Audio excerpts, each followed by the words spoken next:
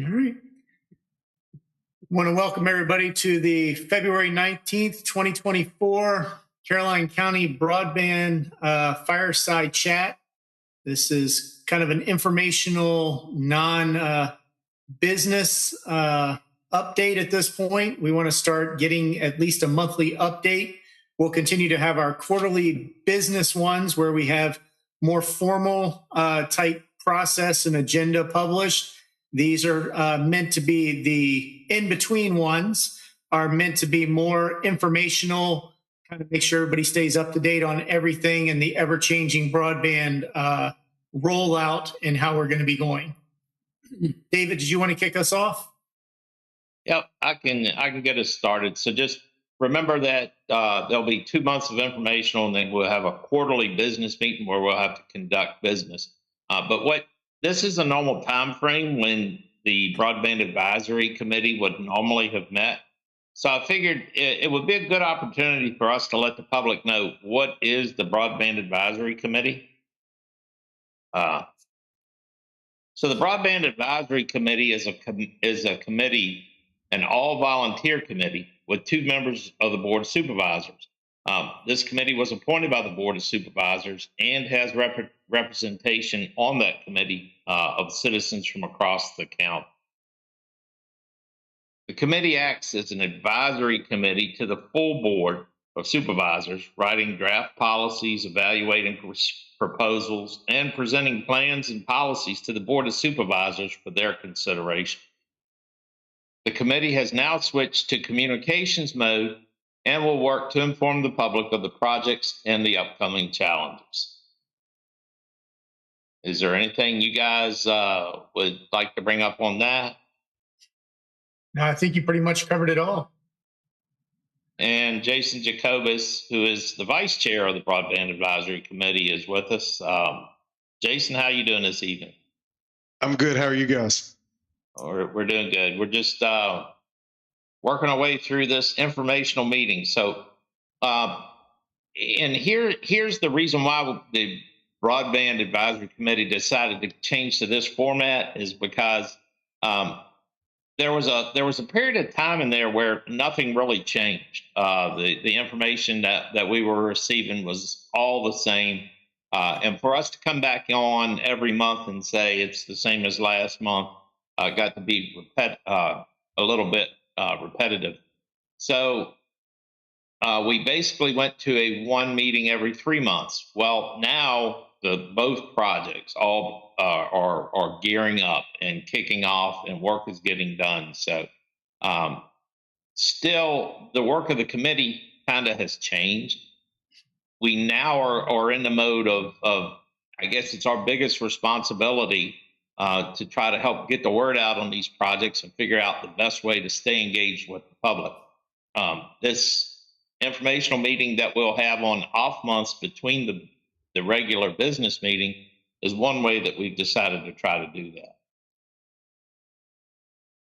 So if you go back to VATI 2021 and you see the map there on the screen now of the locations that were served by the VATI 2021 project, it's about 400, close to 500 locations served by that project, but you notice it's mostly in the Port Royal area and then over in the center of the county.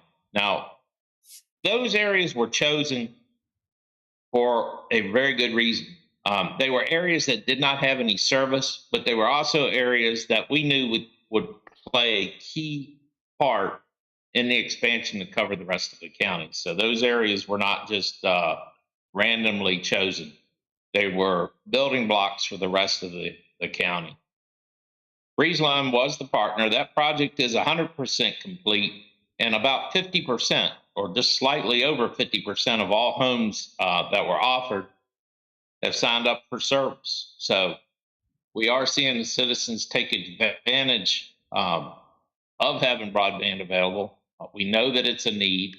And so it's very encouraging to see 50% when the national take rate is probably closer to 30 to 40%. So we're well above average on the take rate on this project. So that's where we're at with that. Now, one of the tools that we had that we could offer to help increase that take rate was ACP. Of course, ACP is no longer accepting applications as of February the 7th. The program stopped accepting applications, and the funding for that project or that program will run out in April. So if you go to the website, this is the notice that you see. Jason Jacobus, I think you went through the setup of that early on and got qualified and documented the process. Have you received notice I that have, running out? yeah, I have from Lifeline and ACP support, just exactly what you had said about the steps that they were taking to wind down, about not accepting new enrollment, and then that the funding they believe will last till April. They say that there's still the Lifeline program that still exists. There's $9.25 off the cost of phone, internet, or bundled services per month. $34.25 on tribal lands.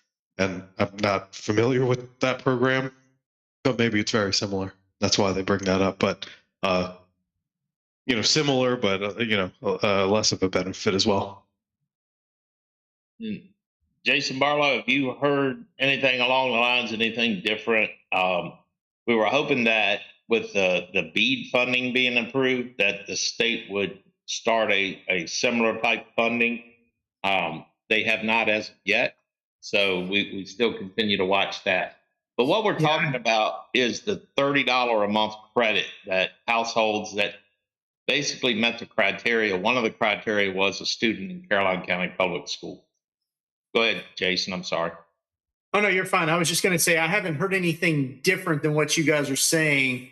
Hopefully some of that funding or some of that process can come back to help out, people in need for the broadband, or that, potentially some of the providers can maybe help out. But I know the ACP program was one of the biggest things that, to get some of that funding, and having that dry up is kind of, hopefully things can get going back on that at some point. Now, I have noticed in doing research of that funding having ended, there's a message on the Comcast website that says the program is ended, but don't lose faith or something. So some of the providers may choose to offer discounts. We are not officially aware of anything, so you may want to check with your provider before that funding runs out.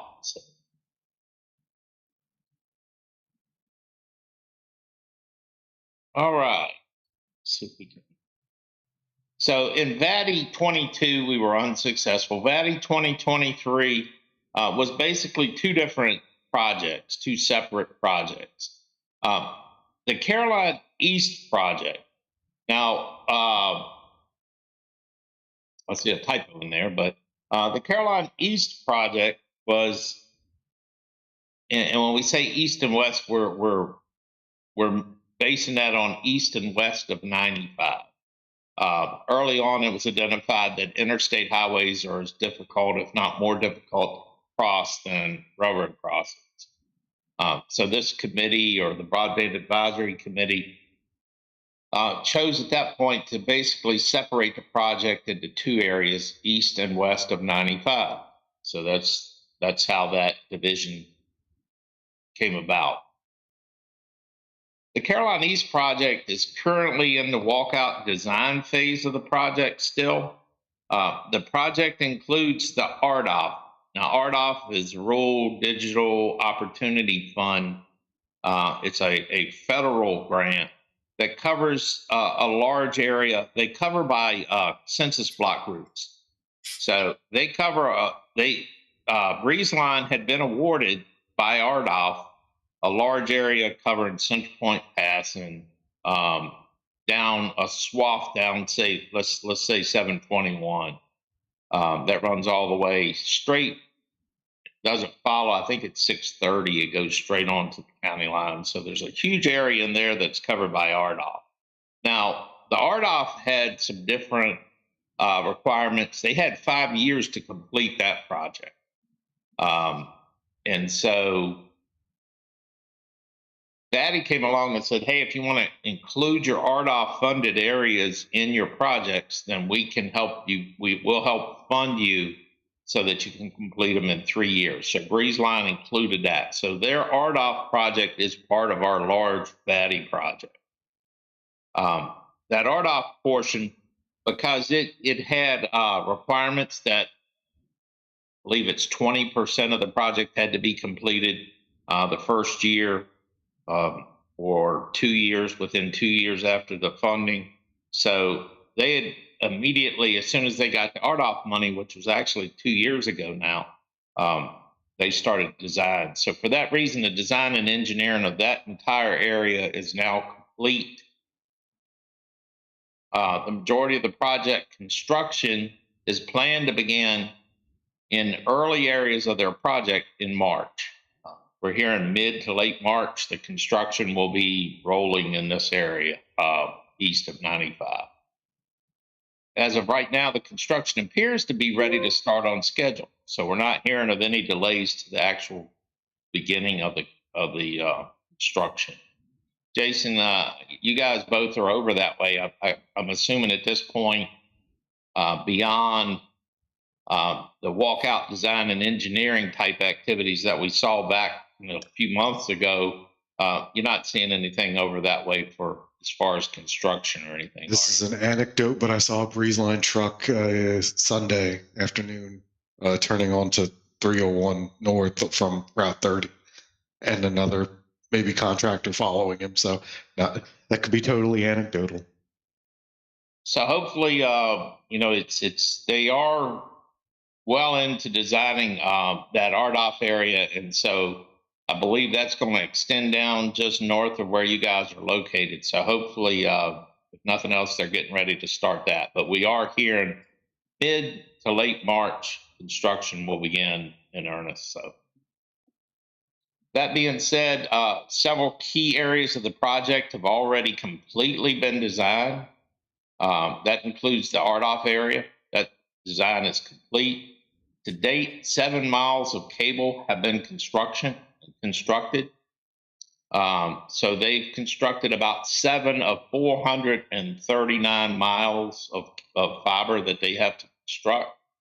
And there's 0 locations being offered out of 3,910 approximate locations that'll be served by the project. So we'll try to keep a running score of this. What we expect is that the number of miles of fiber will start going up. Once they start construction, that number will climb very quickly. And then followed along behind that, as we start seeing some increases in that, we'll start seeing some locations that will have service offered to them. Again, we continue to monitor one area of concern, and we notified DHCD of our concern, the railroad crossings. We've now gone through 2 RFP processes, and we were not able to secure a contractor during those processes. But we are in the process of talking to 2 contractors that were unable to respond to the RFP that are possibly interested. So we're hoping to have a contractor nailed down so that construction will begin. And we've notified the DHCD that this is one possible area of delay. Just know that the delay in the railroad crossings at this point will not delay the completion of the overall project. It may rearrange the order in which the project's built, but at this time, there's no threats to the project completing on time. We are also monitoring another area that may become an area of concern that we have to notify DHCD. About 27 applications for pole permits and make-ready work were filed with Rappahannock Electric Cooperative in early January. As of the last check, 0 permits have been issued by REC for Caroline County projects. So that's an area that we have to continue to watch. If we are unable to get those make ready and the permits on time, that could be a delay to the project or change the way the project is designed to go more underground. Anything you guys want to add to the Caroline East project area before we move on to Caroline West? Well, there was one question that I had, David, and this just, I know this is kind of off the cuff, but again, we're doing this kind of chat style. If for some reason REC, they don't get the permits and they have to redesign or restyle it, does that affect anything with our prices or grants or anything along that line? No, at that point, it would be a decision. Of course, it is generally more expensive to go underground than it is overhead. Depends on if they have to raise or place a pole in order to get the permit. So there could be an increased cost, but what I understand from William Weeks, who's the project manager, is that they will not wait if they can't get a permit for a pole attachment. Then they'll continue with underground. So they plan on doing construction as much as they can. There may be some areas where pole attachments may be just replaced by underground. But that's kind of the way it goes as far as what I understand. Okay. So in the VATI 2023 Caroline West project, if you look on the map, that shows the basic construction of the lines that Verizon is in the process of putting in. You notice they all in right about where 95 is. So they run up close to 95. Any areas where they don't go all the way to 95, it's because Comcast is in that area. So why, in this project, why are you seeing huge areas like Lake Caroline, Lake Landor not included in this project? This DHCD will only fund areas that are unserved.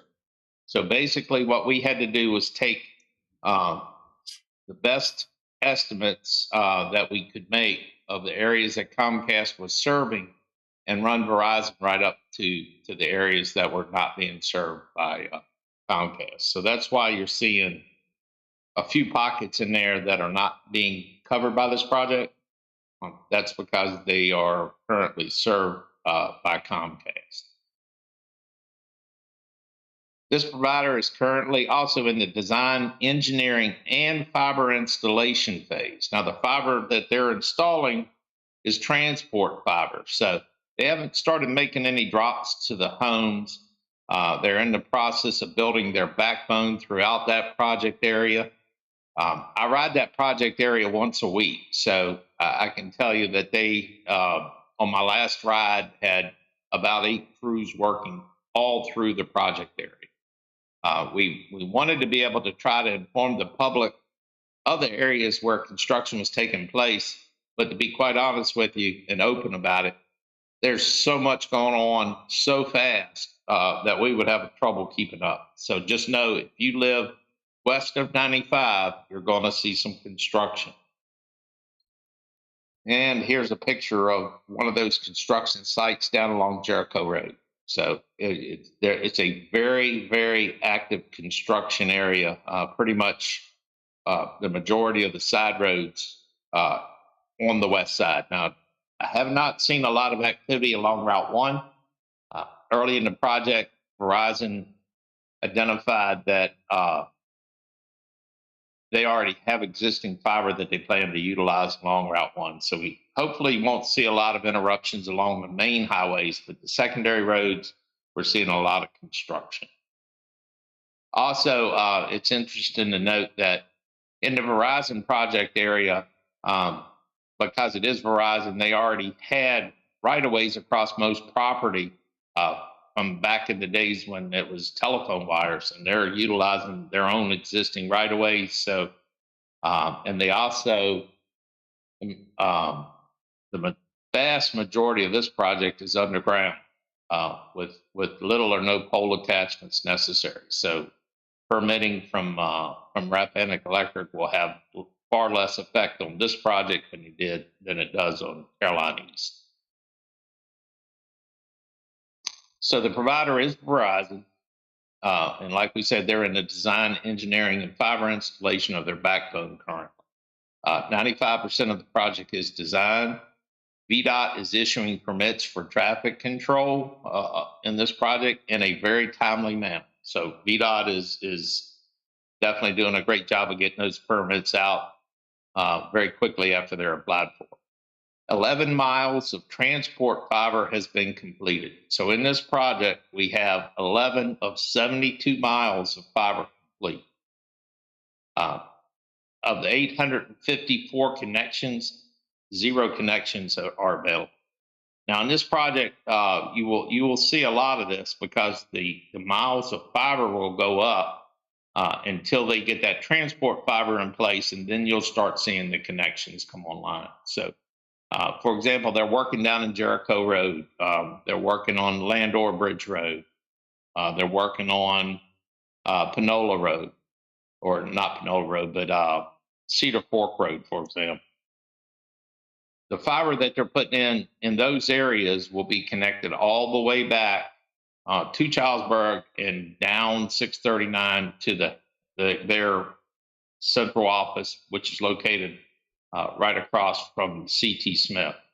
So there's a lot of that construction. So you'll see these miles climb up, where probably a pretty good percentage of the overall miles has been complete before you actually start seeing connections come online.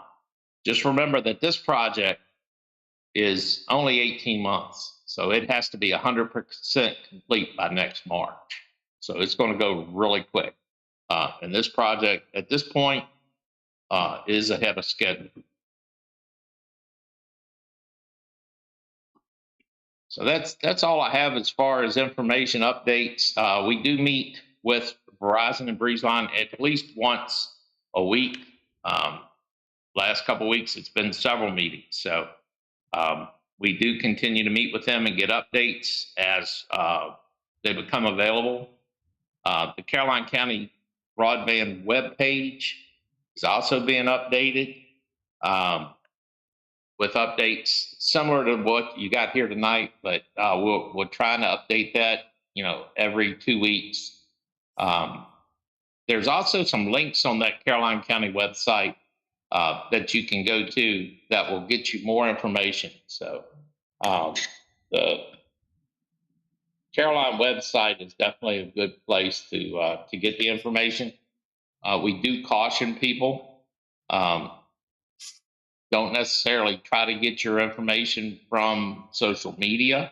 The information on social media continues to be inaccurate, to say the least, and that will add to the frustration. Now, so let me show you on the broadband webpage for the county, if you guys can see that. We can. All right, so we have the VATI 2023 updates. Then we have the 26th and the 6th of February updates. If you notice in here, the best way that we found to update the public about the roads that are impacted west of 95, because there are so many at the same time. If you go to the 511virginia.org website, it'll show you the permits that are active in that area and show you the road and give you a dialogue of roads that are being impacted and the time frames that they're impacted. So that's one site that will give you good, up-to-date and accurate information as far as traffic conditions, especially west of 95 at this time. Hopefully shortly it'll be east of 95 as well. And then Breezeline has also spun up a website here, and there's a link on the Caroline County website. And if you take that link, it will take you to a site.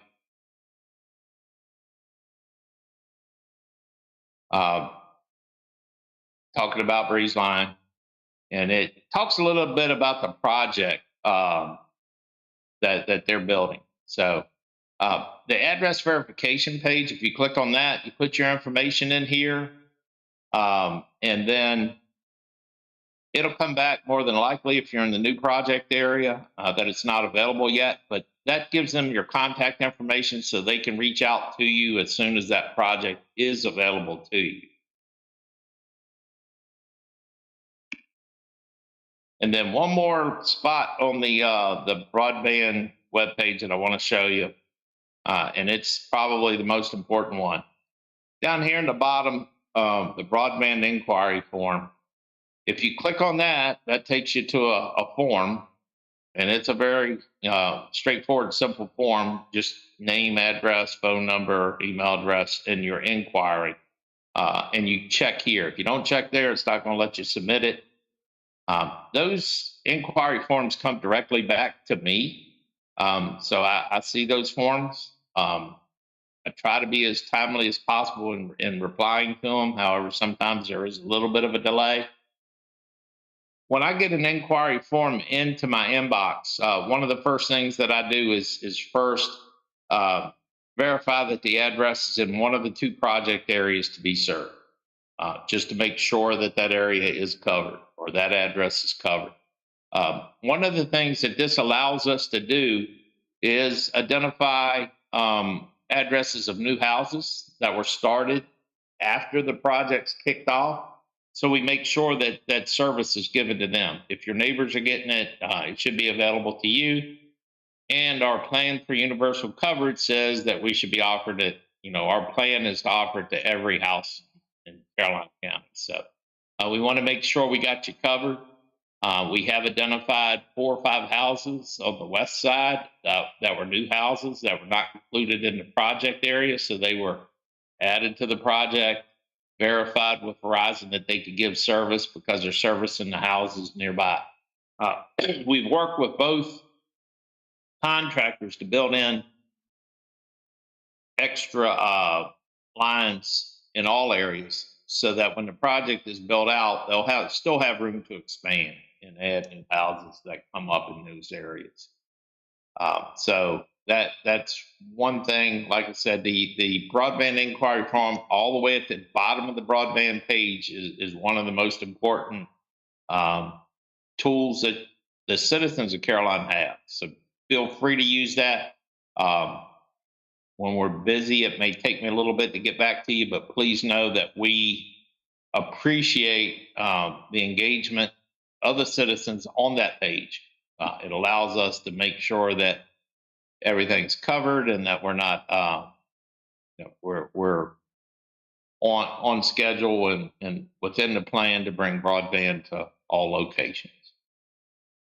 Other than that, we do have a couple of upcoming activities. We hope to have representation at the county fair, as well as at the Harvest Festival at the very least. We'll try to get into some more activities beyond that. And if we do, we'll let you know either at one of the update meetings like this or on a regular business meeting or on the website. So just stay tuned to the website, stay engaged, and continue to use that broadband inquiry form to verify the status of your address to make sure that you're in that area. Verizon also has a link very similar to the BreezeLine link where you can put your information in. Let's see if I can find that.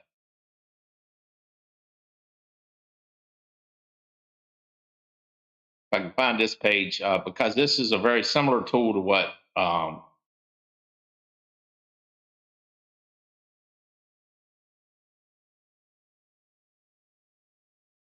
do not see that link up on the site at this time, so we'll make sure we get that up.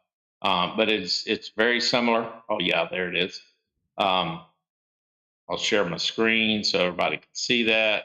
It's kind of hidden up top.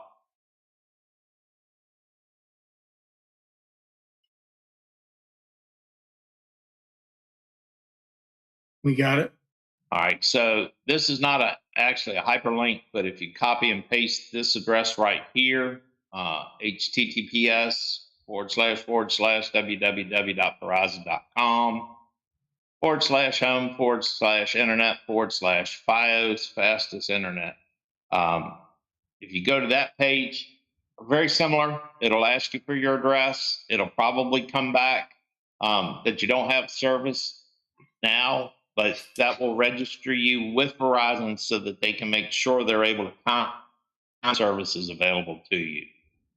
So that those two sites, you have a similar product in both project areas. We strongly encourage you to use those to make sure that you're notified. Other than that, do you guys have anything else that you wanted to talk about tonight?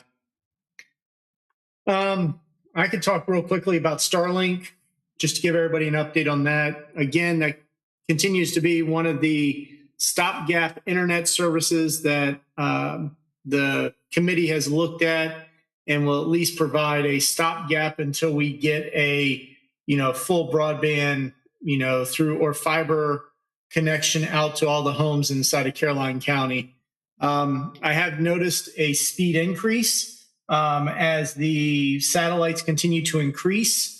I'm regularly now seeing in anywhere from 150 to 250.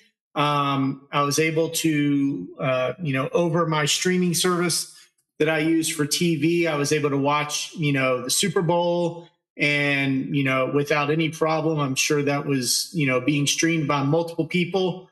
And we were able to, without a problem, watch that. There is currently a chip issue, and I want to say it was 160 satellites that Starlink is deorbiting between now and I believe it was July or August timeframe due to a chip issue. There's currently not a problem with it, but the manufacturer identified that there could be an issue with it. So Starlink decided that they would deorbit about 160 satellites, but they have already relaunched other satellites to take their place. So it's not going to be a degrade in service, or nobody should have to worry about them, having less bandwidth or anything like that. They are starting to ramp up the shipping of version 3 satellite dishes to the United States. And there currently is, again, this is a rumor that I'm hearing, but it's something that I'm watching very, very closely for myself, that if anybody, I know I've got a Gen 1 dish, which was the original circle dishes, not the rectangular dishes, but I have one of the original circle dishes during the beta rollout, which they are considered the Gen 1 version of the dish. They are talking about that one being no longer supported, and they are looking to replace those with Gen 3 dishes, so that way they can, get some of the older hardware off of the markets. That way we can take advantage of some of the newer technology of the satellite dishes. Again, at this point, it's just a rumor. Nothing has officially come out from Starlink,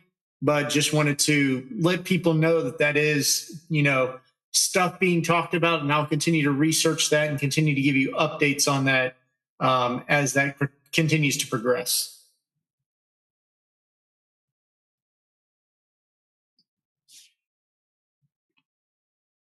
Jason Jacobus, you're another user of Starlink. How's your experience been with them? Yeah, fantastic. I had the one support issue where I had to get the dish replaced, and stepping through the support cycle, start with the cable, start with the router. Or no, they started with the router, then the cable, then the dish itself. So, everything's been replaced. Hopefully that issue's been worked out. And, everyone getting these new kits aren't having that problem. But the service has been fantastic. Been able to work from home. And I would say that I've dealt with support for a third party, and it was the same. Went through the dish first, or I think the cable first, the dish, and then or the router, and then finally the dish that was up top. Finally, when they replaced that, the issue was corrected. we continue. Caroline County actually has one that we purchased as an evaluation. It's been in service now for how long, Jason? How many years? I want to say about a year and a half now. Yeah, I was going to say it's probably close to 2 years. And as far as we know, we haven't heard any complaints. Jason, you probably use that as much as anybody. How are you seeing that performance there? So the performance there is very good.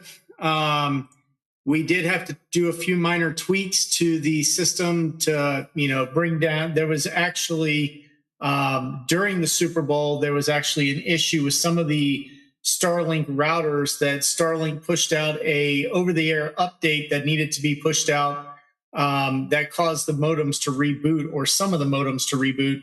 So some people actually had an outage for about 15 minutes during that time while the system rebooted. And the location that you were talking about did have that issue where they went down for about 15 minutes. But other than that, I've run speed tests there on a regular basis, and it's around 100 to 150 megs, and that's during peak times. And I haven't heard any complaints from anybody up there, where before we used to get complaints about slowness, the internet was down. And for about a year and a half now, it's been very, very reliable and very, very expedient. So just to kind of reiterate, the Starlink basically, we recommend it as a sort of a gap filler between now and the time that you can get fiber.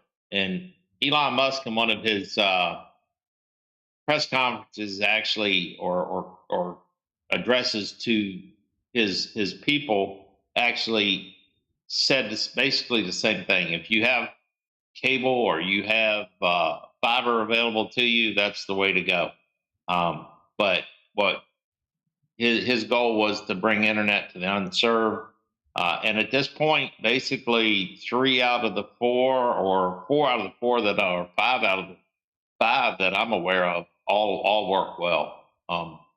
There's one installation that I'm aware of that has, I think, 6 TVs streaming YouTube TV on 6 TVs, and they're able to stream 6 different televisions at the same time from YouTube TV without problems on any of them. So it is a strong system, and the reason why we say that is it's very different from Starlink or from HughesNet and some of the other earlier satellites that had the geosynchronous orbit much higher, 36,000.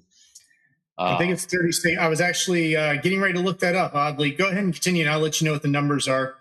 So the distance on those geosynchronous satellites is so much further from the Earth, and it takes, the signal can travel at the speed of light, but when you start traveling that much, that many miles, you actually start seeing a delay. So the further the satellite is away from the Earth, the more delay you're going to see. And Jason, if you have those distances, I think it's 36,000 kilometers. Yeah, I believe that's what it is. It's 36,000 versus 500 and something kilometers for Starlink. So, when I guess, in general, what we're saying is satellites really got a bad rap early on. This is different. This is a totally different system, and it appears to work in all of our tests. That's kind of a segue into my next topic. One of the frequently asked questions that I'm seeing a lot now is, hey, I'm in the project area. I verified that my house is going to get service, but I really need internet. Should I do Starlink or should I wait? And I'm hearing that quite a bit in those broadband inquiry forms, and the answer is not simple. If you live in an area where you can see the sky and you have to have internet right away, Starlink is an option for you. However, if you cannot see the sky, if you live in a heavily wooded lot where you just can't see a good portion of the sky, then it may not work. The difference being those satellites that they're talking to are moving. around the Earth. So it takes a larger area. The geosynchronous satellites like HughesNet basically kept the same position away from the Earth so that it was possible to cut a small hole through some trees or cut a couple of trees down and get service in heavily wooded areas with HughesNet. That's not going to work as well with Starlink at this point. Now, as their satellite constellation continues to grow, it will probably get to where if you can see some sky, you'll be okay. But we're not. I don't believe we're to that point yet. So, David, interesting that you bring that up. This is something I was going to talk about here in a minute. My father-in-law has been doing a lot of camp hosting at state parks. And a lot of the state parks do not have internet at them readily available. But there are a lot of people right now that are kind of doing, they're working on the road. And he's seeing Starlink actually being set up a lot inside of the state parks where there's a lot of tree coverage. And what they do is a lot of times they'll run out to the end of their camp lot or what have you, hook up their Starlink dish and put it there. And he's had multiple conversations with people that have done that, and they are actively able to get to VPN and be able to work and stream television from their Starlink, even though they are mostly wooded at this point. So I know that this is also during the winter months where you can actually see through the trees more. He did see a few this past fall. Again, the leaves were falling at that time. So, you had a little bit better view of the sky, but it might be where some of the constellation is getting large enough to where you can have a few, limbs or trees in your way. You might have a brief outage, but it's not like you're going to get no internet, if that makes sense. Yeah, it's been a few months since I did the last site survey using the app for that, and I had a fairly large area of open sky directly above a house, but there were trees basically circling around the house. And in the site survey that I completed, it said that you will experience outages. So unless that changes, you may have to try to find a location away from your house a little bit, try to get away from those trees. But we'll continue to monitor that situation. I know that the third gen that you talked about doesn't actually have an actuator, so it basically points in one direction. And so it'll be interesting to see once we get a few of those Gen 3s out there if that's any different. Yeah, and there's two versions of the Gen 3. One of them is motorized and one of them is not. The one that's not is basically like a flat, basically it ends up being kind of like a triangle because of the base going off the ground, but it's very, very portable to where you can lay it out and props up and be able to get to anything. So it is a little bit more, from one of the videos that I watched, it was a little bit more difficult to align. But I'm wondering if and David, you and I have had this conversation, that it's potentially the way that they've got everything set up, that it might be where we're starting to get a big enough constellation to where you don't necessarily have to point the dish in a direction, that it'll just pick up, the satellites within inside of its range. Yeah, it'll be interesting to see how those third gens react. So I know that the third gen was only possible because the constellation has grown.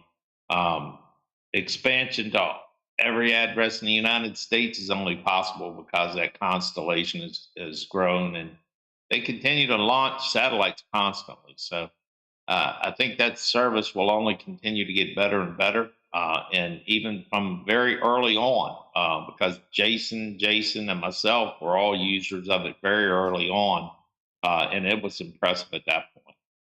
Yeah, I actually, funny you say that, because I posted a article or a video on my Facebook, and it said exactly 2 years ago, and I was getting about 150 to almost 200 megs at that point in time. And now I'm actually getting, I've actually seen 300 a couple times too. And they are currently working on getting the pings down into the 20 millisecond range. I have seen my ping fluctuate between 40. I have seen a couple 20s. but the majority of them have been in the high 30s to very low 40s. And I play video games on a regular basis, online games without any lag issues. And I keep the active ping monitor up in the top left-hand corner of my gaming console, and I'm seeing an average of around 48 milliseconds as my ping time during gameplay, during high video activation and other game modes and game players at that point. I agree with that. Yeah, and having watched the internet for a while now, my concern was that as the number of subscribers grew, that the speed would drop, but that's not the case. Apparently, they have enough backbone to serve their customers, so that even though they've grown exponentially in the number of subscribers that they've had in the last 18 months to 2 years, the speeds continue to go up. So they definitely have that well thought through. So, anything else, guys? It's not really related to us, but coworkers of a family member in Louisa had Firefly REC complete their last mile connection in Louisa. So other localities are having success. So we're not that far behind. Are they getting symmetrical in there, Jason, or? It just got hooked up one end of last week, so haven't heard about which plan they opted for, but I'll find out. Yeah, we are seeing quite a bit of movement on a lot of those different projects around us. So hopefully, hopefully we'll be right there with them, if not ahead of some localities. Not everyone that applied in 23 was successful, so we were blessed that we were successful in that grant after trying in 22 unsuccessfully. So we'll continue to monitor the projects and keep everyone, the citizens, informed. We appreciate all of the citizens staying engaged with the projects. If you have any questions, feel free to use that broadband inquiry form that comes directly to me as well, and we'll get back to you with the most accurate, up-to-date information that we can provide. Other than that, if you guys don't have anything else to add. Nope, I'm good. Thanks for setting right. this up, David. I guess one thing we should talk about real quick, and I can't pull up a calendar right now because I am driving. When is our next one? It should be, I think we talked about it during our last meeting. Does anybody happen to have that date handy? So that way we can at least have it in this one? Let's see. I think it was the third Monday in March. Give me just a second here.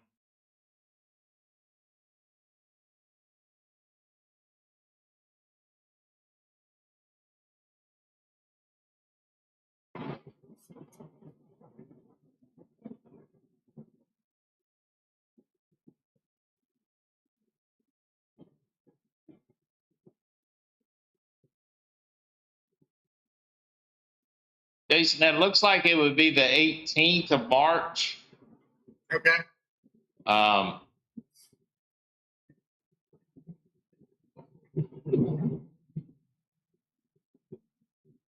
So I believe the next meeting will be the 18th of March at 7 p.m. That will be a non-business meeting. It'll be a discussion similar to what we've had tonight, where we'll try to bring everybody up to date and address any hot topics that we have. I will say that by that meeting in March, you're going to see a lot of miles probably from Verizon constructed. And then also the following meeting, we should start seeing miles from Breezeline. So we're excited. That's one of the comments that I put in most of my emails out to people. People talk about how excited they are to have broadband. I think this committee is probably as excited about getting broadband to those people as they are themselves. So we're looking forward to the day when it's not a problem anymore, right? Well, and that's also one good thing to keep in mind is the committee of people, or the committee that's been put together to work on this are member or residents and constituents of Caroline County themselves. And a lot of us do not have high-speed internet at our house, other than we use Starlink, but I'm talking about terrestrial fiber to the premises or whatever. So we are just excited to see where this project's going and how it's going to get there. And the nice part about it is, based on the grants that we've won, internet is coming. It's no longer a question of will we ever get it and when is it ever going to come. We know what the deadline is for it, so there is a light at that end of the tunnel. Yeah, I was thinking about that earlier. Our T-shirts and our motto early on was "Got Broadband" with a question mark, kind of a play on "Got Milk." I can't say that we can use an exclamation mark, say, yeah, we got broadband, but now it's got broadband with a question mark of when it's available, are you going to sign up for it? So right. Stay engaged, tune back in next month at this meeting, use the broadband inquiry form, follow the website. It's coming, and it's coming as quickly as it can be planned out, designed, and constructed. So at this point. All right, gentlemen, I'd like to thank y'all for your time. Jeff, thank you for your fine service as well. And we will look forward to seeing you guys in March. See everybody on the 18th of March. Thank you, Jason. All right, thanks, everybody. Bye. Bye.